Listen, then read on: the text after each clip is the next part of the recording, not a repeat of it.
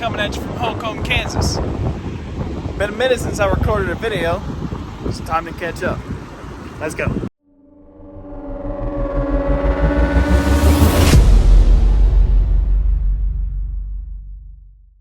What is going on, y'all? Been a little while, close to 2 weeks since I made another video. Because the one that I made with JJ the trucker was the day I got this truck. So, got a lot of catching up to do. So far, being leased, best decision I've ever made. I've been telling people that I've been friends with, that I met through Prime, I should have done this from the jump and not did all that company flatbed mess. Just jumped straight into lease reefer. Should have listened to them, but me being hard-headed, didn't listen. Been running hard. Shit, last week I covered 3,333 miles. I'm putting 15 cents a mile in my e-fund. Just with the e-fund alone, I made more than I did at my last job every week. I put 5 cents short of $500 in my e-fund. And after that $500 that went in the e-fund, after my truck note, after my insurance and permits and all the other mess and my fuel, I still managed to put $2,290.45 in the bank. Which, in order to put that as a company driver in the bank, you got to do some running. So, I'm loving it. And I should have went lease reefer right out of the gate, but I'm glad I didn't. Because they have these loads that don't pay the greatest for lease ops. But no matter what it's paying, I'm still going to have that appreciation for it paying more than 48 cents a mile. Because being running company flatbed with Prime, you only get paid 48 cents a mile. And you get paid anywhere from 80 to I've had $125 torque pay. Which is nice. But it's still nothing comparable to what you can make running a lease truck if you run your truck right. But these past few days have been just a little bit of a fustercluck. I was down in Kansas, somewhere in Kansas, delivering this load. It was a 0520 appointment time at a Walmart DC. And I didn't get much sleep, or didn't get any sleep because I just couldn't sleep for whatever knows reason. So I go deliver this load, and I bring myself up to this little truck stop right down the road. And by the time I get unloaded and get to this little truck stop, it's like 10 o'clock in the morning. So I'm going to get some breakfast before I go to sleep. So while I'm sitting down, waiting on my breakfast to get brought to me, I get a phone call from my dad. So I answer it. He says, you don't happen to have an extra key for your truck laying around anywhere, huh?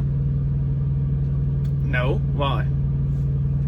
And I'm thinking they just locked themselves out of the truck. That's not the case. Before I continue with this story, I still live with my dad whenever I'm back at the house. So my pickup truck stays at his house. We live out in the middle of nowhere in the country. Everybody knows everybody around that area. A lot of people know my truck. Some of those people don't like me. So, but everyone is just too chicken shit to go mess with stuff at our house because they're afraid of the dogs. And them dogs will mess you up with no hesitation. And I also let them use my truck whenever I'm not home just to keep the batteries charged, keep the gas from going bad in it, just to run it. So it's not just sitting there. So this man then proceeds to tell me that my truck was left in the field, unlocked, and somebody got into it, stole my sound system, stole the amp for the sound system, stole my radio, stole my pistol. Bro, why would you leave your pistol in a truck that you're not using when you're not home? That's not a very smart move. About got enough of your shit, bro. So, the reason I leave my pistol in my truck is, like I said, everyone is too chicken shit to go mess with stuff at the house because they're afraid of the dogs. And being that I let them use that truck when I'm not home, we sometimes need a pistol on the farm to get rid of animals that should not be in the fields, destroying the crops and stuff. So I just leave it in there for in case they need it. And they didn't just steal the shit out the inside of the truck. They stole the catalytic converters off of it also, so now it sounds like shit. But the key's in the ignition, right? They took the key, locked the truck, and left with the damn key. So I've been dealing with that the past few days, dealing with the detectives, sheriff's deputies, sheriff's department, police reports, sending them a list of what I can think of that was in the truck offhand. And I probably didn't get everything because I haven't been there in 8 weeks, so I don't remember right offhand what was in that truck. But so just so they can have an about total of everything that was in there that was stolen. But either way, they ran fingerprints and DNA on the truck, so they're gonna catch this bastard. But either way, it's gonna be a felony because he stole a firearm. If he gets caught with it, that's a felony. If the amount totals to a certain amount, that's another felony. So I hope they catch this bastard. Are you ever gonna tell us what you named your truck, or are you just kind of keep that a secret from us? Now, you know, that's about the only time I'm not mad at you for interrupting me. I know y'all been waiting on it. I've been getting a lot of suggestions, and I really appreciate it, but I was talking with my grandma, and she made a suggestion that it fits this truck perfect. I couldn't pass it up. So, the name of my truck? The Cajun Lady. Now, whenever she told me that, I was like, oh yeah, that's definitely going to be the name of this truck. It's too perfect.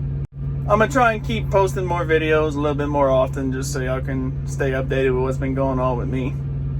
I apologize, but like I was just talking about, these past few days have been an absolute fustercluck. I'm going to try and get on a little bit more normal of a schedule for y'all. But I think that about wraps it up here. Thank y'all for watching. Y'all drive safe. Y'all have a good one. Peace out.